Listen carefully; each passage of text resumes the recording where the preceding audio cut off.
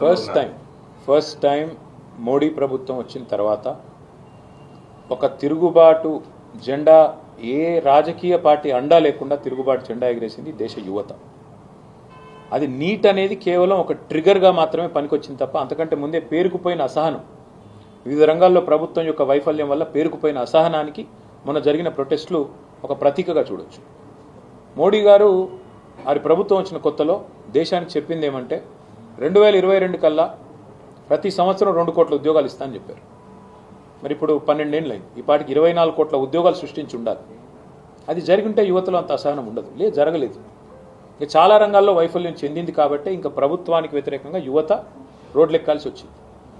ఇందులో ఇంకొకరి వైఫల్యం కూడా ఉంది. ప్రధాన ప్రతిపక్ష పార్టీ అయిన కాంగ్రెస్ అసమర్థత వల్ల కూడా ఇవాళ వారు ప్రజల్ని మోటివేట్ చేయలేకపోతున్నారు, వాళ్ళు ప్రజల్ని ఇన్స్పైర్ చేయలేకపోతున్నారు. అందుకే ఒక ఆన్లైన్ స్టార్ట్ అయిన ఒక ఉద్యమం ఇవాళ ఆఫ్లైన్ మారింది, జంతర్ మంతర్ కాడికి వచ్చింది, పార్లమెంట్ చుట్టుముట్టే కాడికి వచ్చింది, ప్రభుత్వాన్ని ఉక్కిరి బిక్కిరి చేసే కాడికి వచ్చింది. అంటే ఈ దేశ యువత కేసీఆర్ గారు 2020 సంవత్సరంలో చెప్పారు, India reacts, India will react जब कभी जरूरत पड़ता है, भारत एक उज्जवल देश है, जब कभी जरूरत पड़ता है भारत रियाक्ट करेगा. నిజంగా కేసీఆర్ గారు 6 ఏళ్ల కింద చెప్పిన మాట ఇవాళ నిజం అని పిల్లలు చూపెడతా ఉన్నారు.